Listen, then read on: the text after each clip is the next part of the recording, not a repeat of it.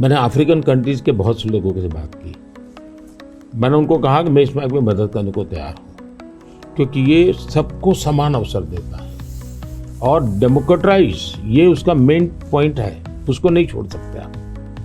अब आपने देखा होगा कोविड में दुनिया सर्टिफिकेट नहीं दे पा रही थी। मेरे यहाँ मुझे वैक्सीन लेना है तो मैं कोविन ऐप पर जाकर के कितने डिस्टेंस पर मुझे मिलेगा, कौन सा टाइम स्लॉट मिलेगा, और मेरा सर्टिफिकेट भी मुझे within fraction of second मिल जाता था।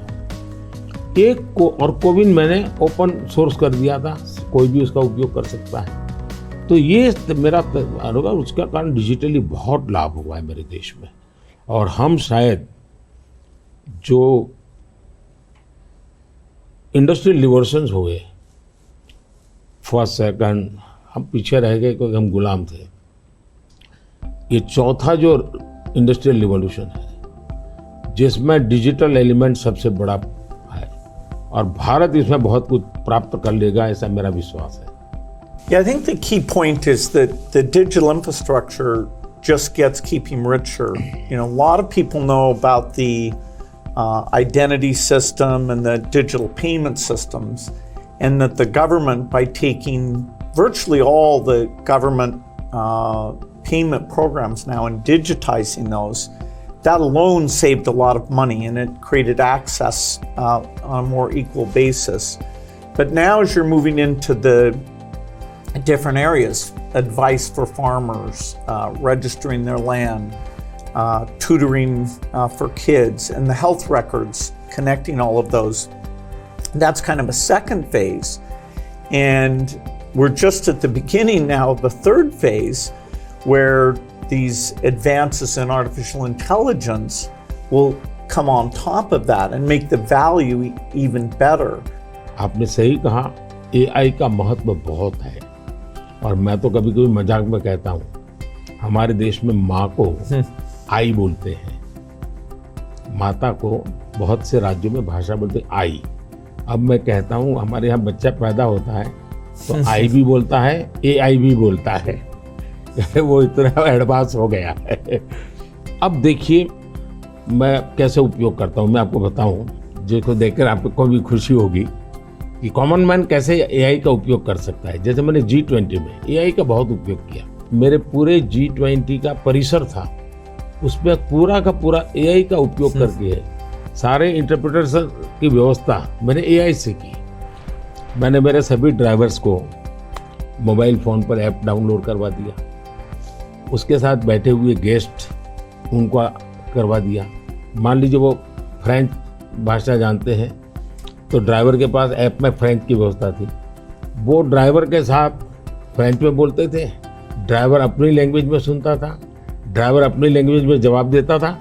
यानी ड्राइवर के साथ कम्युनिकेशन किसी भी लैंग्वेज में वो कर सकते थे। मैंने अभी एक प्रयोग किया, मैं काशी तमिल संगमम में कार्यक्रम करता हूँ, तो काशी में तमिलनाडु के लोग आए हुए थे, तमिल भाषा मैं बोल नहीं सकता हूँ, तो मैंने AI का उपयोग किया। मैं हिंदी में बोला और सबने मेरा भाषण तमिल में सुना AI के द्वारा। You see, I am using my NaMo app, और मैं AI का बड़ा उपयोग करता हूँ और मेरे लिए पूरे देश में बहुत काम आता है। ये मेरा फोटो बूथ है।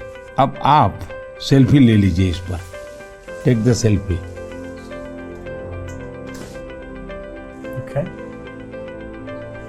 Yes. Wow. So you can see. Wow. Not only this, since last 20 years, मेरे साथ आपके जितने भी फोटो होंगे, जितने भी मेरी फोटो होंगे 20 साल की, सारे इस पर आ जाएंगे।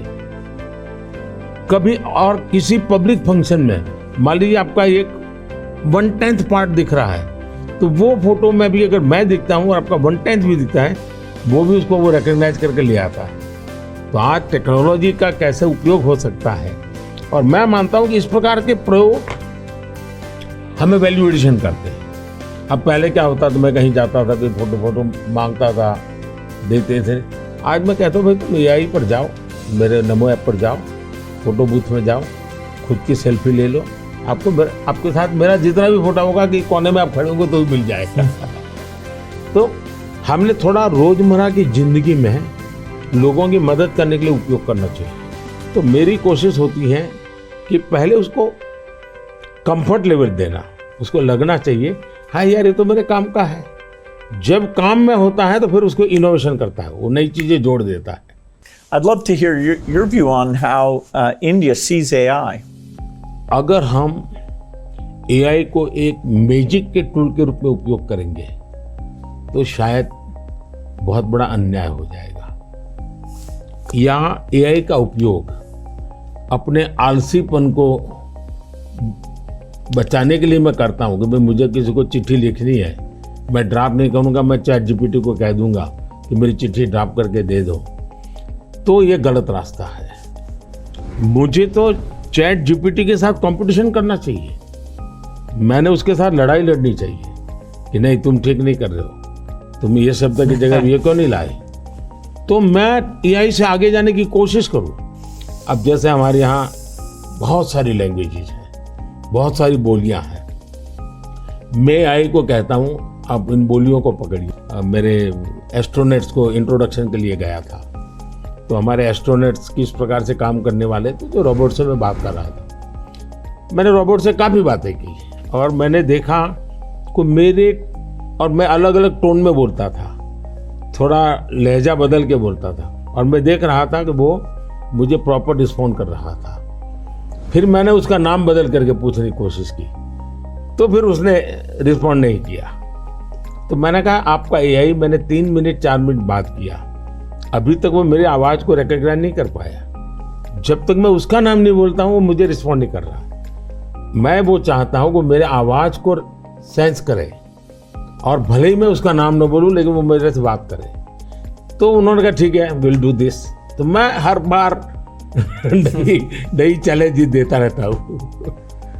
Yeah, it's early days in AI, and I think everyone who uses it, in the same day you're surprised at how good it is, and you're also surprised at how bad it is. It'll do things you think are hard, and then it'll fail to do some things you think are easy.